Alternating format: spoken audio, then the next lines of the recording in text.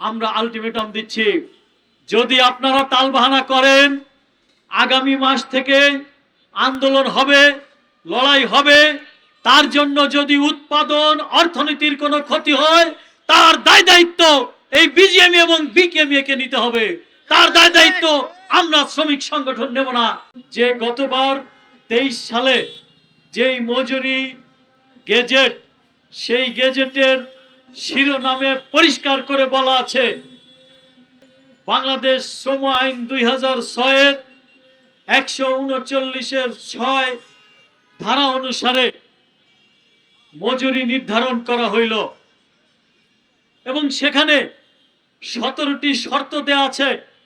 সেই শর্তের কোথাও বলা নাই 5 বছরের জন্য মজুরি নির্ধারণ হইল। এর অর্থ দাঁড়ায় এই যে এই আইন অনুসারেই মজুরি বোর্ড গঠন এবং মজুরি নির্ধারণ করতে হবে। এবার যে সময় সংশোধন হয়েছে সেখানে সুস্পষ্টভাবেই 3 বছরের কথা বলা হয়েছে। সময়ের অপব্যাখ্যা দেওয়া উচিত হবে না। এটা আইন, যেদিন গেজেট ঘোষণা হবে সেদিন থেকে সেটা কার্যকর। আগের আইন কি ছিল না ছিল, আপনি যখন নতুন কোন আইনের পরিবর্তন হয়ে গেজেট হওয়ার ঘোষণার সাথে সাথেই সেখান থেকে কার্যকরী হবে। এই অপব্যাখ্যা দিয়ে শ্রমিক অসন্তোষ বাড়াবেন না। আজকে গ্যাসের কথা বলেন, বিদ্যুতের কথা বলেন, নিঃসন্দেহে এটা একটা সংকট, কিন্তু এই সংকটের সরকারকে সমাধান করতে হবে।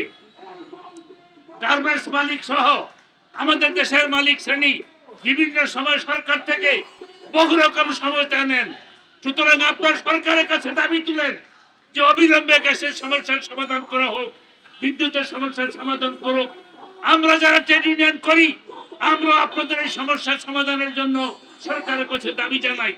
আমরা আগামী ডিসেম্বরের মধ্যে মজুরি বোর্ড গঠনের দাবি জানাই। পাশাপাশি আমাদের যেই দাবি ন্যূনতম মজুরি 30,000 টাকা ঘোষণা করতে হবে।